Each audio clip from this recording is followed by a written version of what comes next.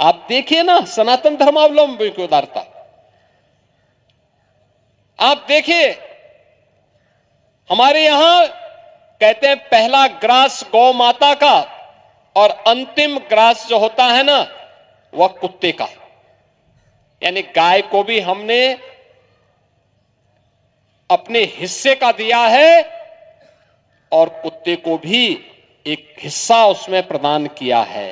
यह है समदृष्टि। इसी को भगवान कृष्ण ने कहा है समत्वम योग उच्यते। इस समता का व्यवहार।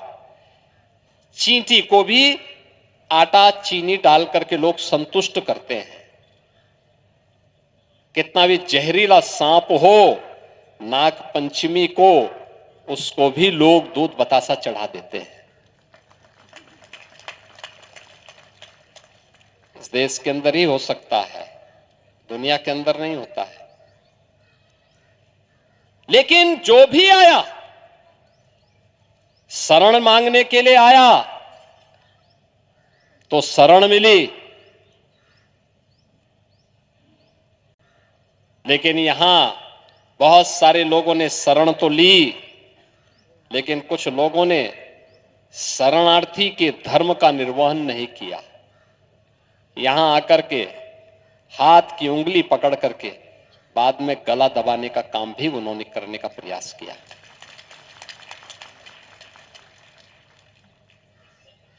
देश को लूटने में कोई कोर कसर नहीं छोड़ी। कहते हैं जब ये देश स्वर्णयुग कहा जाता है देश का,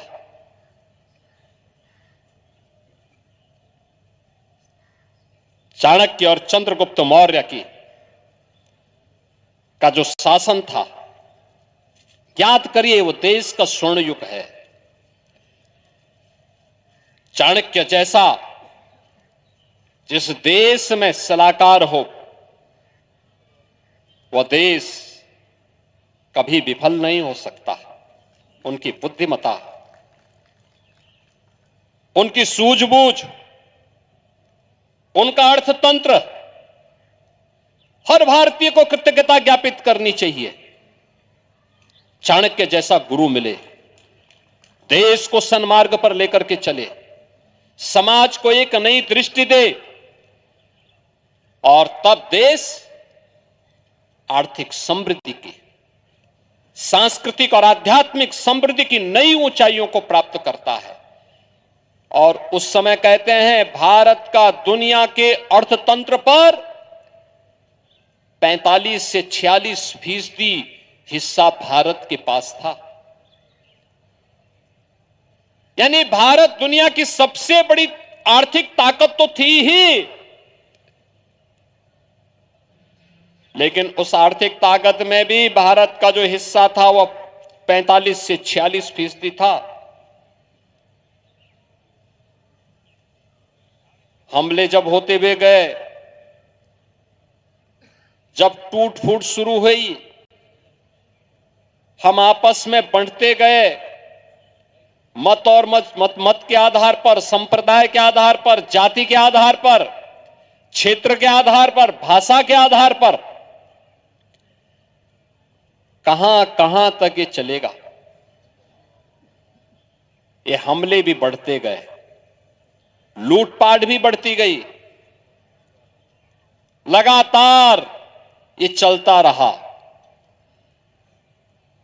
कहते हैं आज से 400 वर्ष पहले तक दुनिया की अर्थव्यवस्था में भारत की हिस्सेदारी सर्वाधिक तब भी थी। नंबर 1 पर भारत था, नंबर 2 पर चीन था। चीन तेजी के साथ आगे बढ़ रहा था।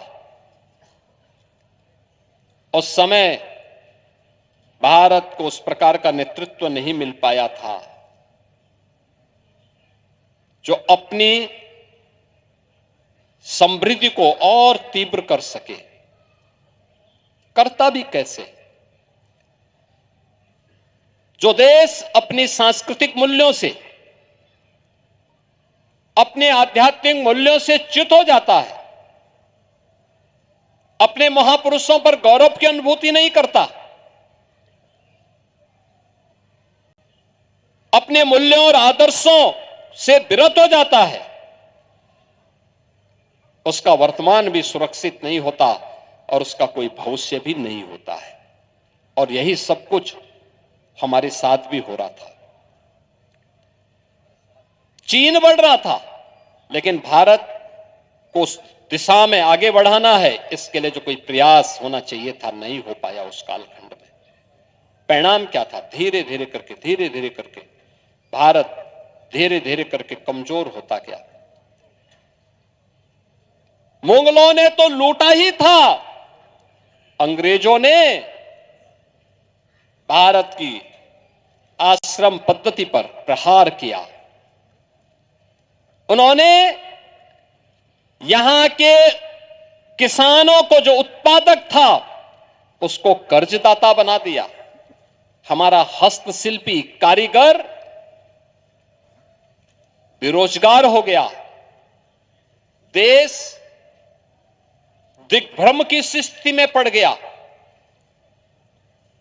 परिणाम क्या था हमारे सामने? असमंजस की स्थिति थी।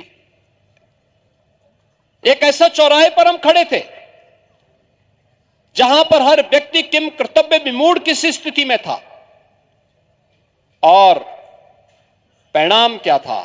जब ये देश 1947 में आजाद होता है, तब दुनिया की अर्थव्यवस्था में भारत की हिस्सेदारी मात्र 2% रह गई थी। 46% से घटते घटते घटते मात्र 2000 वर्ष में भारत 2% पे सीमित रह गया।